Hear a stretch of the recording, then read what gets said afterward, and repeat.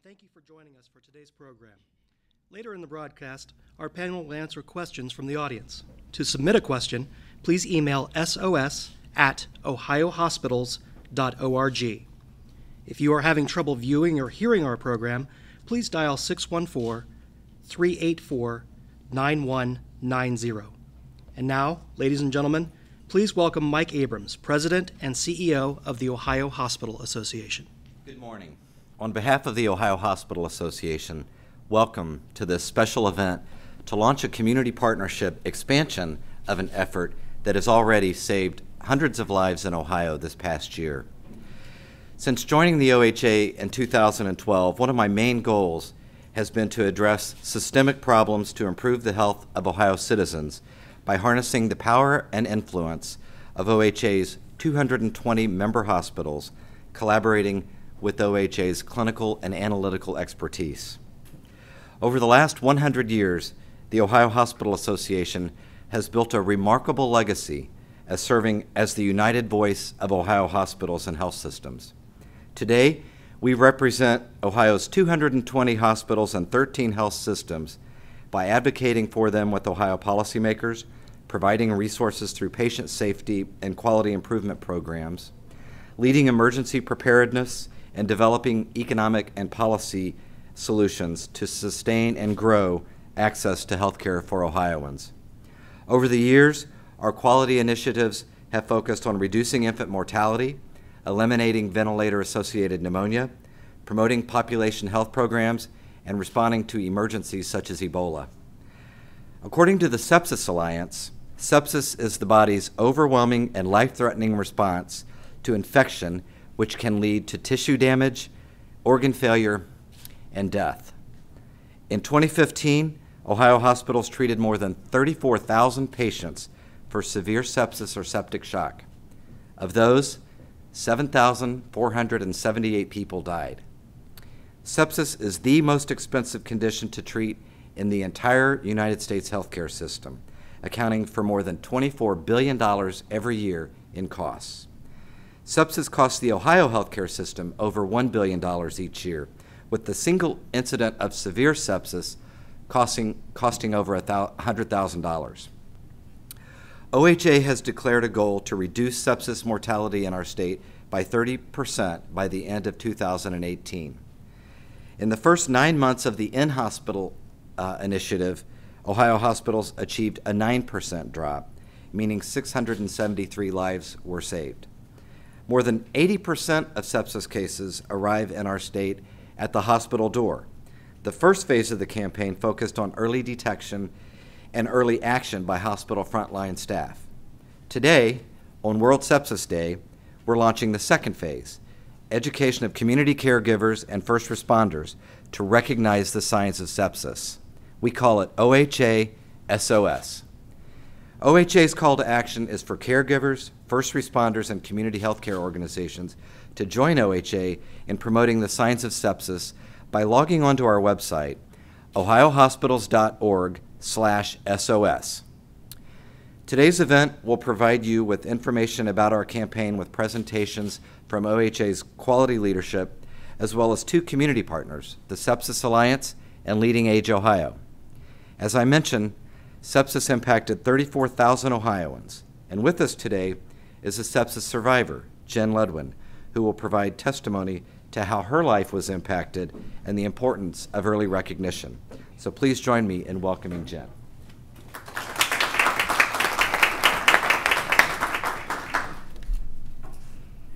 It's the fall of 2009. I'm 23, I am healthy, and I am eager to start my graduate studies at The Ohio State University. Then, unfortunately, I became critically ill from H1N1 and its complications, one of which was septic shock. I'm here today to share some facts and figures about my experience with sepsis and its impact on my life. 106 days. That is the number of days I spent in the intensive care unit fighting for my life. 25. That is the number of surgeries I required to save my life and so that I could have a high-functioning life. I had both legs below my knees amputated, all fingers on my left hand amputated, every finger on my right hand partially amputated, a thoracotomy, and abdominal surgery, and throat surgery, just to name a few. 34 days. The number of days I spent laying in my ICU bed with my legs amputated, my hands sewn into my body, on a ventilator so I couldn't talk, while also recovering from my thoracotomy and abdominal surgery. 6 weeks. The time I spent in an inpatient rehabilitation facility, relearning how to walk, to talk, and to eat again. 5 months. The total amount of time I spent in the hospital and in my rehabilitation facility. 1 year. The length of time my life was put on hold so that I could recover from sepsis. A lifetime. A lifetime of managing psychological pain, physical pain, not feeling the sand between my toes as I walk along the beach, and not being able to intertwine my fingers with my partners as we walk hand in hand down the sidewalk.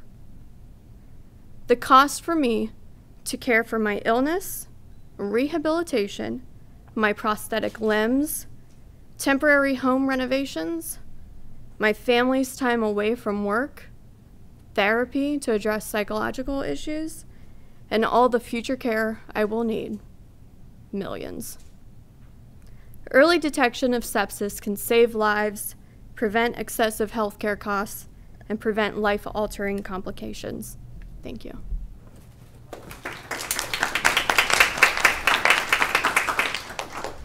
Please welcome OHA Senior Vice President of Quality and Data, Amy Andrus. Good morning. As the oldest hospital association in the country, OHA was also one of the first hospital associations to focus efforts around quality improvement, initially beginning in regional quality collaboratives. And the OHA has a long history of convening members to identify opportunities and to develop solutions. Mainly we look at using our data and developing educational tools and content to spread those best practices to other hospitals throughout the state.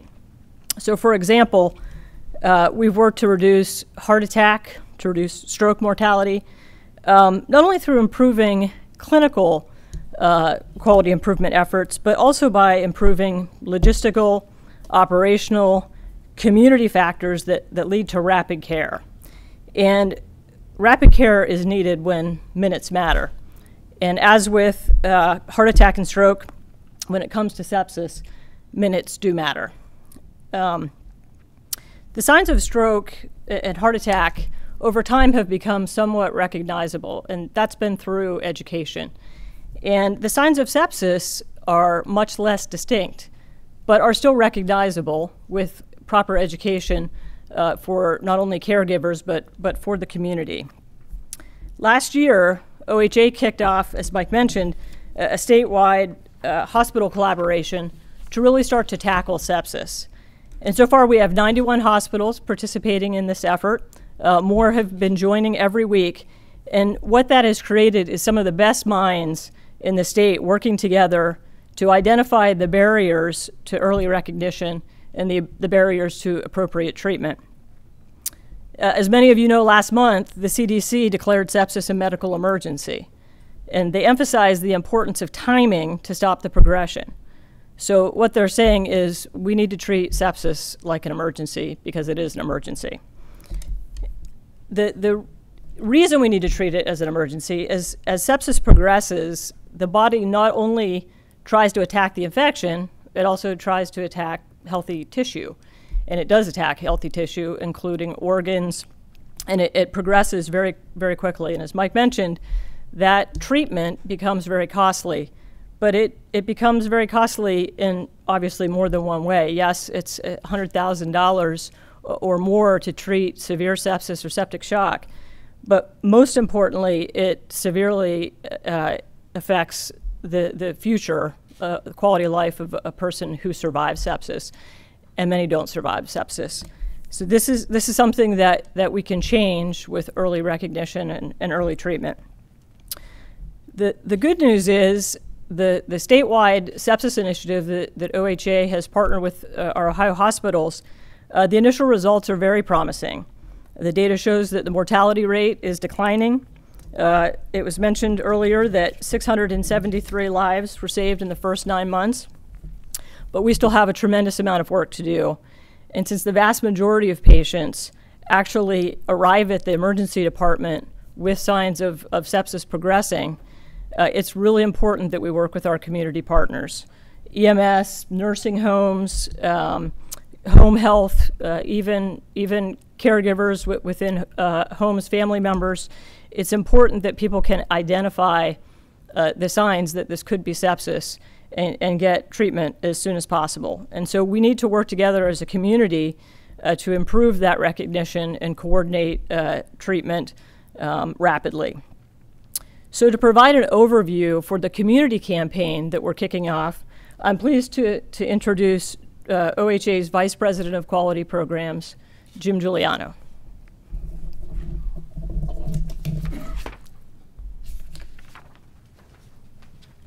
Thank you, Amy, and good morning. For the last 14 months, long before sepsis was declared a medical emergency by the CDC, OHA has led a focused program for sepsis mortality reduction by aligning with our members in regions across the state. In that time, we have seen favorable results, but more importantly, we are seeing that our statewide efforts are resulting in early recognition and early appropriate intervention of sepsis. This has been demonstrated through the diligent emphasis that our regional quality collaboratives have placed upon sepsis care. The Northeast Ohio region, for example, has focused its efforts upon collaboration with pre-hospital providers. The Central Ohio region has focused its efforts upon heightened education of healthcare providers. And the Northwest region has focused upon the creation of a sepsis case review tool. Sepsis is a life-threatening condition that arises when the body's overwhelming response to infection begins to cause injury and damage to its own tissues and its own organs. Timing is everything when it comes to sepsis. More than 80% of sepsis cases arrive at the hospital door, meaning that they are present upon admission to a hospital. These infections cover a wide range, including pneumonia, urinary tract infections, or even a skin infection, to cite only a few. Early recognition of the signs of sepsis and treatment with a recognized 3-hour treatment bundle is effective in dramatically improving the outcomes for patients. The challenge? Several of the signs are fairly consistent with exercise and other benign activities. There is no one single way or no one single sign or symptom to address sepsis. It is rather a combination of symptoms. Since sepsis is the result of an infection, symptoms can include infection signs, as well as any of the symptoms as identified by the Sepsis Alliance mnemonic of sepsis. S, shivering, fever, or very cold. E, extreme pain or general discomfort, the worst ever. P, pallor or discolored skin. S, being very sleepy or difficult to rouse or confused. I feel like I might die. And S, shortness of breath.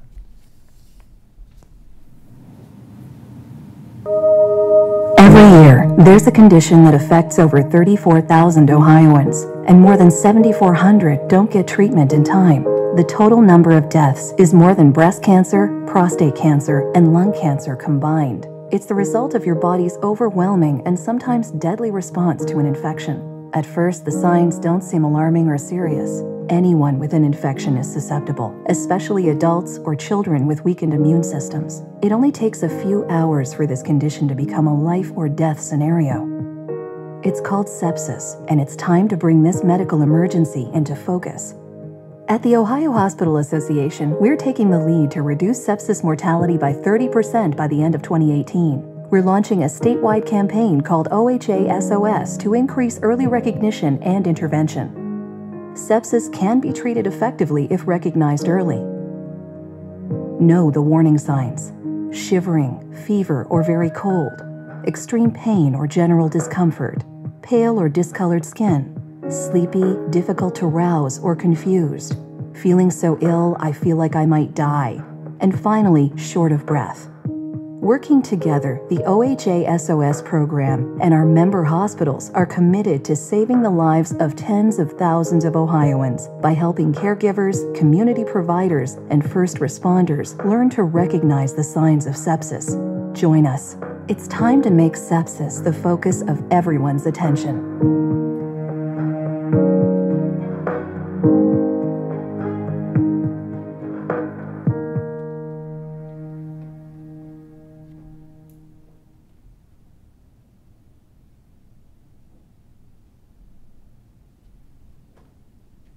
Knowing these signs will allow for early recognition and early clinical intervention to stop the progression of sepsis. Individuals and community organizations committed to learning these signs will have an advantage. Engagement is an important component of achieving initiatives and their corresponding measures and metrics. In our work for the Sepsis Initiative, OHA has partnered with the National Sepsis Alliance and is advised by a local physician who is also a founding member and a board member for Sepsis Alliance. We are fortunate that our key national ally is based here in Columbus, Ohio. Please join me in welcoming Dr. Jim O'Brien, Chair of the Sepsis Alliance.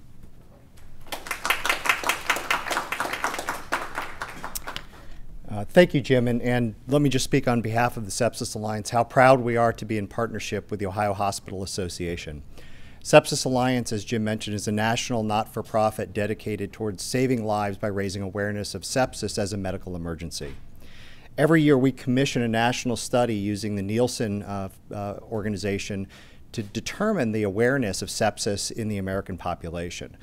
Of 2,000 Americans most recently who were surveyed, we found that 55% of Americans said that they'd heard of sepsis previously.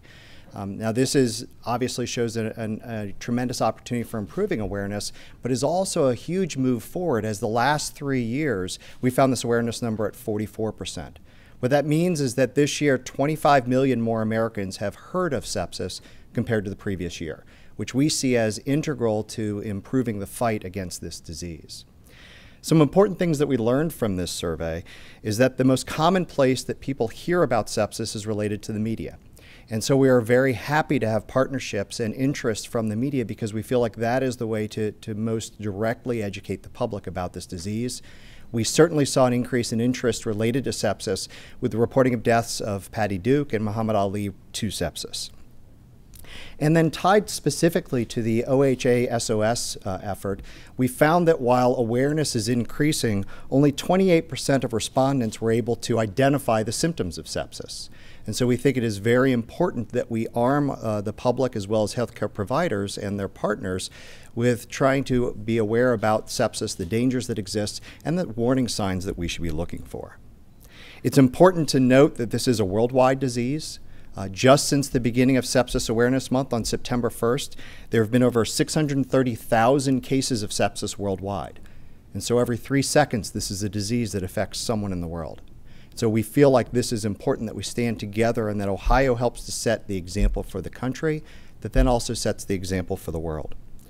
We're also very happy that Governor Kasich took the opportunity to recognize that because of the importance and the efforts being done by OHA, that September is going to be Sepsis Awareness Month in Ohio. And we feel like this is a key component in making sure that we are raising awareness across the state. So we truly thank the governor and his office for their effort in recognizing this disease.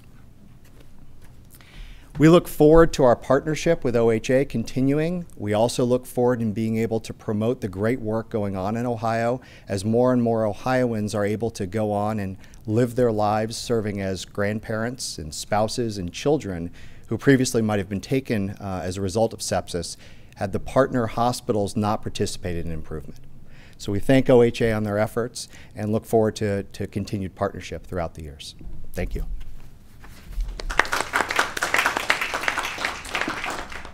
Please welcome community partner Leading Age Ohio's Nisha Hamill. Good morning and thank you. Leading Age Ohio is proud to be joining the statewide effort to promote the signs of sepsis.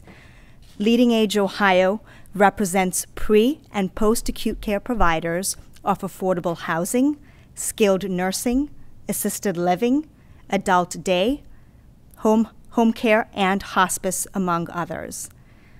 Our nearly 500 members serve approximately 400,000 Ohioans and employ 35,000 individuals to deliver quality care across the continuum. Our mission is advancing solutions for exceptional care and successful living. We are here today to join the Ohio Hospital Association in promoting the signs of sepsis to the provider community, to our members, and the general public. Sepsis can affect anyone at any time, but some people are at higher risk than others. The CDC recently announced that 80% of sepsis originates outside of the hospital and occurs most often in people 65 years or older or younger than 1 year, with weakened immune systems or with chronic medical conditions. This makes it clear that this is not a hospital problem, but rather a community one. It will take actions on the part of the entire health provider community, as well as other community agencies such as community centers, schools, and public facilities to achieve the goal of reducing sepsis incidence and mortality by 30% by 2018. We are committed to providing resources and education to our members on infection prevention and early recognition of sepsis. This means good infection control techniques, including frequent and thorough hand washing, monitoring organisms through infection control actions, 100% vaccination for the seasonal flu and pneumonia when possible, providing the environment for healthy living with nutritious food, exercise, and rest, striking a balance between antibiotic stewardship and prompt treatment of infections, ensuring clinicians understand the signs and symptoms of sepsis, and responding to the urgent nature of the signs and symptoms with immediate medical help. The 4 types of infections most often associated with sepsis are lung, urinary tract, skin, and gut. These conditions are common in older adults, the demographic most served by leading-age Ohio members. Research indicates sepsis survivors are more prone to contracting another infection in the year following a septic infection. Other consequences of sepsis include depression and anxiety, and even post-traumatic stress disorder, all of which can be part of post-sepsis syndrome, a condition which is still becoming known in the medical community. Among people over 65 years old, their risk of becoming ill again is even higher for a variety of reasons. Infections in older people aren't always obvious, so they may be ill for longer before an infection is detected. Individuals with impaired cognitive function, including dementia, may be unable to communicate symptoms of infection, further delaying treatment. It is critical that those serving older Ohioans take deliberate steps to educate staff on signs and symptoms of sepsis so that early intervention is possible. There is still much work to be done in understanding sepsis. We don't know why some survivors recover completely, while others experience lasting cognitive and/or physical impairments. We also lack clear industry-wide protocols for settings that are likely to be the first identifiers of sepsis, including skilled nursing and assisted living and home health providers. Leading Age Ohio is encouraged by the commitment of the Ohio Hospital Association to this problem and is appreciative of the opportunity to participate on this important work. To achieve this goal, it will take leadership, creative partnerships, the mobilization of resources, and a degree of tenacity. Of key importance is education across the spectrum of providers and community. Mr. Abrams, thank you for having us here today, and we look forward to working with you. Thank you.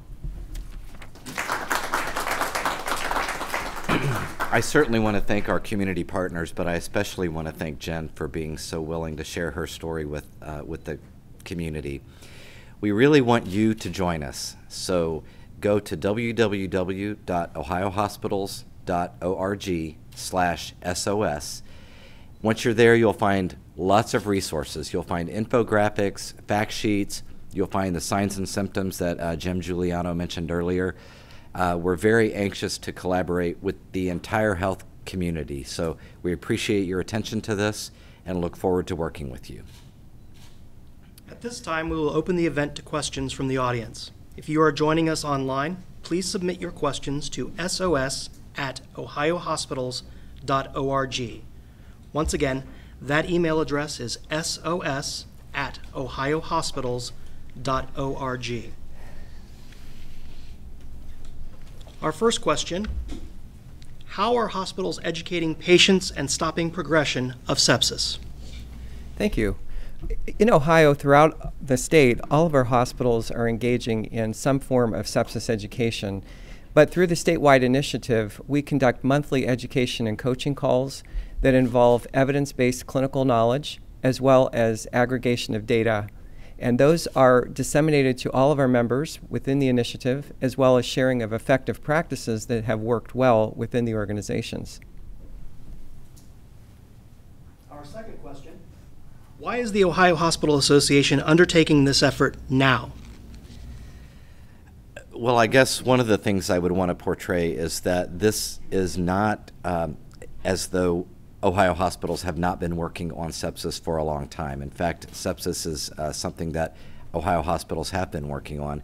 But we believe that in terms of just the evolution of this campaign, now's the right time to reach outside of the hospital walls and really involve the broader community. As you've heard from a couple of different presenters, more than 80% of the cases arrive at the hospital already septic. So, but that is a great question. We are more ramping up our community efforts on sepsis. Another question: you mentioned that there are 91 hospitals participating in a hospital-focused initiative. Are the other hospitals not in the OHA program also focused on reducing sepsis? All of our hospitals throughout the state of Ohio, regardless of whether they are in the OHA statewide initiative, adhere to the 3-hour sepsis bundle of care, and have also been working diligently with the CMS core measure of sepsis. So every hospital has focused its attention on a standardized care path for sepsis care, as well as reporting of outcomes. Okay, another question: how does Ohio compare nationally when it comes to sepsis mortality? You know, as the CDC and CMS is looking more at sepsis, there's better national data for comparison. The data is somewhat lagged. We're about in the middle of the pack. But here in Ohio, the one thing I would like to point out is that we look at it just as rates. I mean, we look at it as lives, and Ohio is a very populated state, and so over 7,000 patients dying every year is really why we focus on it at the patient level of lives saved. But from a comparison, we're about in the middle. And it appears to be our last question: would infections such as MRSA, eclampsia, and CAUTI lead to sepsis? The short answer is yes. In general, when people die of infection, they die of sepsis. And as you heard previously, any infection can lead to sepsis. In this country, the majority of types of infections that lead to sepsis are bacterial infections. And you heard the sites that are most commonly involved: the lungs, the belly, the urinary tract. Are the major ways that this happens. But as you heard with Jen's story as well, things like influenza also can give rise to sepsis, which is a virus that leads to it. But when you do hear about things like hospital-acquired infections, MRSA, C. diff, one of the major ways that they wind up killing people in this country is related to the development of sepsis. Another question has come in: are there demographic or socioeconomic trends related to the prevalence of sepsis rates? I don't know, Jimmy. Sure. As you heard, in this country, sepsis is a disease that tends to occur more commonly in the extremes of age. So you heard the statistic about people who are over the age of 65 who are certainly at a higher risk. Additionally, very young are at increased risk, and more children in America die of sepsis than die of cancer. Worldwide, sepsis is very much a pediatric illness, and it tends to run along with malnutrition in the form of pneumonia and diarrheal illness. People who are living with chronic medical conditions, particularly those that affect their infection-fighting system, so people who might be receiving therapies for things like rheumatoid arthritis, inflammatory bowel disease, or receiving therapy for cancer are also at increased risk. But one thing that's really important, and I think that Jen's story certainly illustrates, is sepsis can affect anyone. And so while those are more common risk factors, this is something that absolutely can affect people who are in the prime of their lives, exceedingly healthy, and can strike out of the blue. Ladies and gentlemen, it appears there are no more questions, so this concludes the Q&A portion of our program. But if you have further questions, please feel free to email them to sos@ohiohospitals.org. Thank you. Thank you for coming.